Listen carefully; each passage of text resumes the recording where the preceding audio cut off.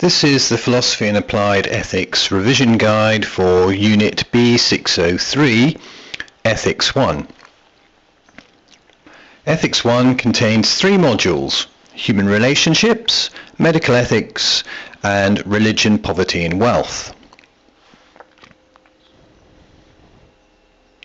I'm going to begin by talking you through the contents of the first module in Ethics 1, which is called Religion and Human Relationships.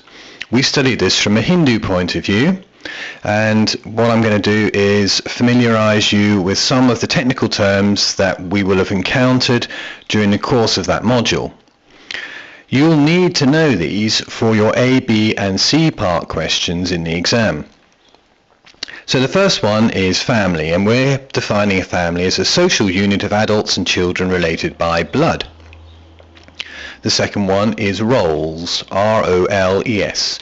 These are the functions that family members perform.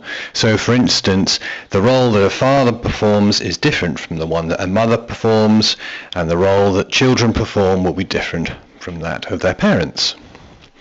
The third technical term is Varna Ashrama. This is basically 2 technical terms pushed together, Varna and Ashrama.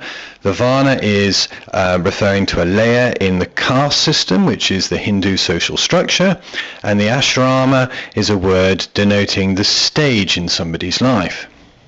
So Varna Ashrama means the social status of somebody and their stage in life. Scriptures are sacred religious writings. Religious writings are the expression of God's will. Marriage is a legal and spiritual bond or contract between 2 adults. Ceremony means a formal activity to mark an occasion. Symbolism is when something represents something else. A civil partnership is a legal union between 2 people of the same gender. Ethics are a system of moral rules. Divorce is a legal breaking of marriage bonds, or the marriage contract. Remarriage is marrying someone when you've been divorced. Sexual relationships are intimate physical contact between adults. Contraception is a method to prevent conception during sexual relationships. Kama, K-A-M-A, means pleasure. The Grihastha Ashrama is the householder stage, or householder ashrama. It's the second ashrama. Celibacy means not having any sexual relationships. Renunciation means giving something up, sacrificing it. This typically happens in the 3rd and 4th ashrama. Tapas means willpower or self-discipline, and you often need that when you're renouncing things. M.K. Gandhi was a very famous Indian leader in the 20th century, especially for women's rights. Ahimsa means the law of the harmlessness, and social concerns are things that matter to people.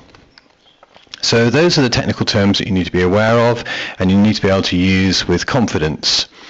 There are 4 parts to the contents of religion and human relationships. Firstly, we need to examine the roles of men and women in the Hindu family. Secondly, we look at marriage and the marriage ceremonies. Thirdly, we look at divorce. And fourthly, we look at attitudes towards sexual relationships and contraception.